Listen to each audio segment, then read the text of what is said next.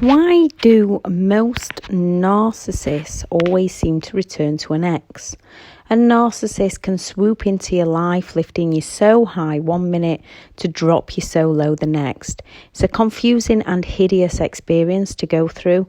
Knowing why they do what they do helps our minds have the understanding and the closure to let them go and start working on our new lives. So that you're not starting over from scratch, you're starting over from experience, becoming wiser and stronger day by day, so you can end the cycle, leave the past behind, live in the present and create a much happier future.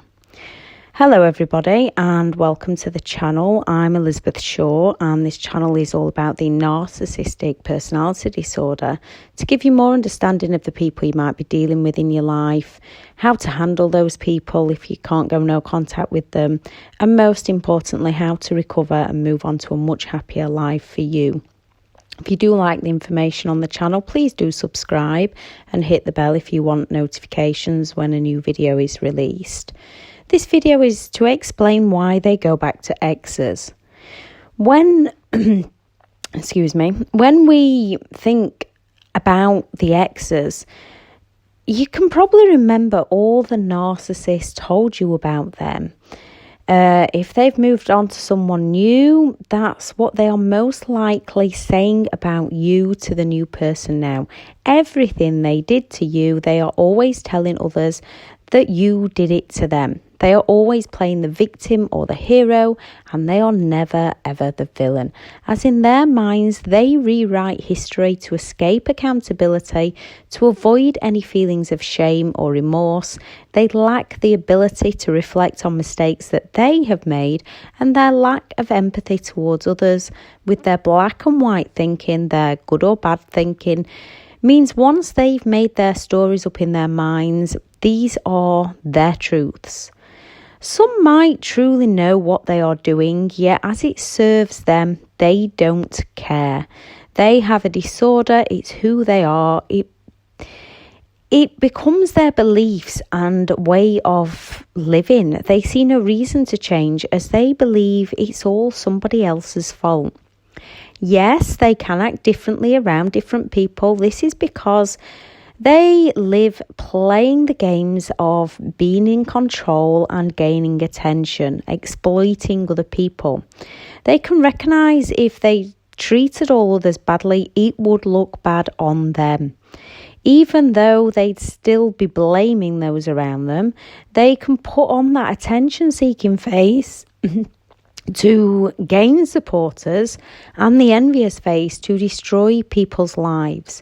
Some are extremely calculated and think things through before they act.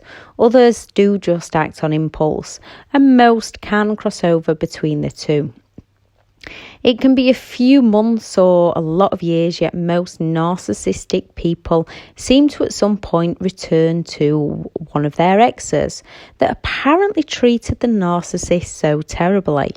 They may have told you things like how lazy the ex was, how many times the ex had cheated on them, how the ex tried to control them and took all their money, how the ex didn't take care of the children properly, didn't look after the home, didn't work, wouldn't let them see the children, and all the other negative lies that they come out with, that in one way are true. So the narcissist twists it to their advantage and their truths, completely missing out the part they played in the story.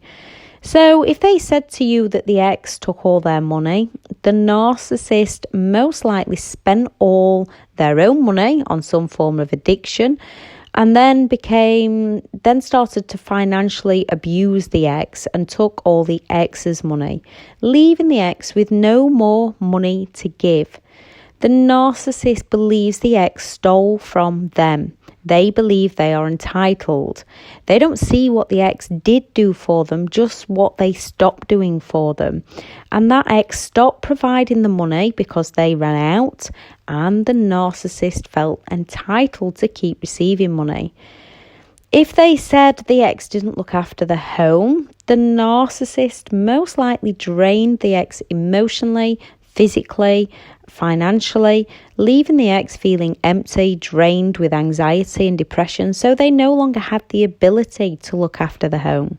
The narcissist will not reflect to see how they caused this, only that their needs were no longer being met by the ex. If they said the ex will not allow them to see the children, the ex most likely had stopped this due to all the counter-parenting that the narcissist throws their way. All the letdowns of not collecting the children, all the mind games that they play with the children being left full of anxiety, and the ex trying to protect the children. The narcissist believes they should be in control, that they are entitled to do as they please. They believe the children are their property and what they should be allowed to do when they want to do it. They should be allowed to pick and choose and do what they want when they want. When they lose control of the ex's mind and the ex stands up for themselves and the children, to the narcissist, the ex is at fault for not allowing them to do exactly what they want. Once a narcissist's mind is made up that they are correct, they have made their minds up. They will not look for compromise with exes regarding children. They don't look for compromise with anyone. Nor do they look out for the best interests of all parties involved, only ever what's in the best interest for themselves. It's their way, or what seems like the never-ending game's way. You can stop these games, we just have to learn to stop playing. Not easy, yet possible, and it does become easier. As the narcissist truly believes it is the ex's fault, they tell lies so convincingly that others believe them. That with the facts of the reality that the ex might have anxiety, the ex might not be allowing them to see the children, we have the words of the narcissist and the actions of the exes that match, so we believe them and often end up becoming unwittingly an enabler to their behaviour. Most often our instincts do try to tell us things, yet as we've no evidence to back our instincts up, we push them to one side until it feels like it's too late. It is never too late to get out of this sort of situation. Sometimes ignoring our instincts keeps us in some situations that we should have never stayed in. What we are missing is the background of the story. We don't hear both sides to see what truly happened and what led to the situation the narcissist is now using to play the victim so well, to gain sympathy, to gain attention, and manipulate those around them. It's never too late to learn what's really going on and walk free. Not giving them any attention means they can no longer play the game with you. They might up these games through court systems and whatever else they want to throw our way. Just take the action that we need to take and leave them to it. Do not respond to them directly. You might have met them whilst they were in a relationship with someone else, giving you all the pity plays of how it's already over. They just need to leave. They no longer share a bed. They were only together for the sake of the children. With all the charm, you believe them and fall into a relationship with them, waiting for them to leave. And most often they do, moving straight in with you, as nobody falls in love faster than a narcissist who needs somewhere to live or use to look like they are normal and twist the knife into the ex. The idealization stage often continues when they first move in. You've met your soulmate and life couldn't be better. Then one day, things slowly start to change as they begin to devalue you and you're left feeling drained and confused and don't know what is going on. Then poof, they're gone. Not only are they gone, you hear they are back with that crazy ex. It can be weeks, months, or even years later. That ex might have even been around at the start of your relationship to warn you off, yet the narcissist had already informed you they would do this, that they just cannot let go of them, that they stalk them. And with some of the exes that come searching for answers, messaging to see what's happening, messaging to warn you, this often backs up within our own minds the stories that the narcissist is telling us. Again, we have the narcissist words and the ex's actions. We don't have the knowledge as to why the ex is acting how they are. Due to no closure and never-ending smear campaigns, that's usually why they're acting the way they are. They just want to be heard, they just want to be understood, and they just want the closure. When they go back to an ex, if you ask them why, and if you do get an answer from them, it'll be things like, you made me realise how much I truly love them, or they've promised to change. The children deserve an opportunity to see if we can make it work.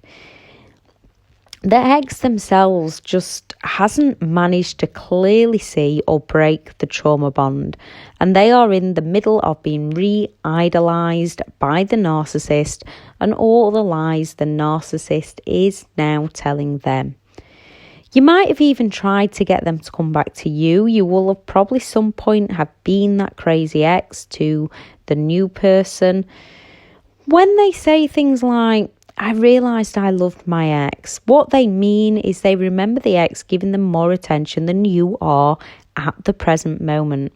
Although they are really enjoying the attention that they are getting, the narcissist will triangulate both of you whilst you both allow this to happen. With both of you wanting them to return and trying to win them back, they really enjoy filling their human needs and having you both available. Neither of you is winning. The only one winning the game is the narcissist. And in reality, the one that loses is the one that ends up with them. Even if you don't see it at the time, the only way to win is to walk away and save yourself. Learning that you definitely do not deserve to be treated this way and you are worth so much more.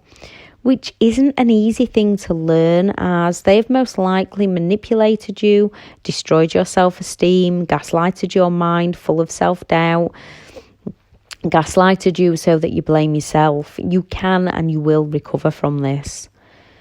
Some of them want to try and let you down gently and kindly. They will not just disappear. That's because they want to have you both to triangulate you, so you both work harder to please them, so they are getting that much needed attention that they want. When they tell you the crazy ex has promised to change, they actually mean that they have promised to change and they went for the re-idolization and it worked. You might have been the ex that they tried to come back to, or you might have even taken them back. You are far, far from alone in this. With all the self-blame and self-doubt they place within our minds due to their manipulation, it takes an average of 7 attempts to get out and stay out of an abusive relationship. There comes a point when we make a choice and say no more. And that point is different for everyone. At some point, we hit a realisation that as much as it hurts, it's time to move on and walk away from the con artist, as all they do is sell us dreams to deliver us never-ending nightmares, and it's time to create our own dreams and leave them be. They might say things like, "We've been together so long, I really need to give it a go for the family." All they mean is every time they go back for the Hoover, the ex falls for it, and the narcissist knows they can keep doing it. They will go back to you if you give them a chance. They will go back to anyone who can meet a need that they require at that time that will have them back. After a few months, you could actually hoover the narcissist yourself, as they'd be bored with the person and they most likely would come back to you. For your own mental health and sanity, I would not recommend this course of action, but some have done this. And if you have done that in the past, you're not alone. Don't worry about it. Just learn from the mistake, move on to your future. The reality is the ex was never horrible. They were never abusive or crazy, just like you're not. In the narcissist reality, they were, as they didn't conform to the needs that they wanted at that time or supply them with the things that they didn't even know they wanted for themselves. So the narcissist met those needs elsewhere, and when you failed to conform, they went back to the ex. While ever you and any of the exes allow them to do so, they will continue to do it. It is hard at times, especially when ego and pride get in the way. Also, the trauma bond. And the narcissist fills all your human needs in negative ways. But sometimes you have to think enough is enough. Rise above, let the ex have them and go live a damn good life for yourself and your children if you've got them. Start no contact if you can, or grey rock, to break that trauma bond. Then fill your human needs up in positive ways. Contribution. Focus on you and your children if you have them. Join support groups and help others through as well. Certainty. Create new daily routines. Set new boundaries for you. Uncertainty. Trying new hobbies. Getting back out there. Meeting new people. Starting new things for you. Growth. Learning new things. Joining groups. Reading. Listening to things. Changing jobs. Starting new courses. Reading. Trying new activities, love and connection. Learn to create and love who you are, connecting and loving with yourself. Those who are good people, who you are close to, will love you for you. Support groups with those who've been through similar, helping them through, them helping you through, connecting and helping each other. This also helps with significance, and you feel happier helping others and others helping you. As we have empathetic traits, most of us do fall for the lies, the charm and the pity plays, often more than once, wanting to help them. The narcissistic personality disorder is on a spectrum, so not all narcissists go back to their exes, and some exes who've worked out what they are or on the road to being themselves again will not take them back. So although we can generalise what the majority of them do, if someone hasn't triangulated an ex, that doesn't mean they are not a narcissist. Same as if someone has gone back to an ex yet doesn't have all the other traits, they are not a narcissist. If they do not control people, if they are not entitled, if they do not exploit people, they are most likely just a negative or toxic person. If you've been abused mentally or physically, if they are a narcissist or not, if someone continually lets you down, hurts you and walks away from you when you need them the most, you need to get out safely and you need to stay out. Change one thing at a time and it can change everything for you. Step by step, day by day. Those little steps you take today will add up to leaps and bounds into your happiness in your future. No one deserves to be treated badly. You can and you will break free onto a much better life for you. If you have any advice at all for those that might be listening to the video, please do add it into the comments, because that one word can help someone so much. That one word can give someone the light bulb to create a new, happier life for them. So put things that have worked for you, that have helped you, that will help others, because it is about building a community up and helping each other out. Thank you very much for listening. If there is anything you'd like more information on, also add that in the comments and I will do a video on it. Thank you very much. Bye.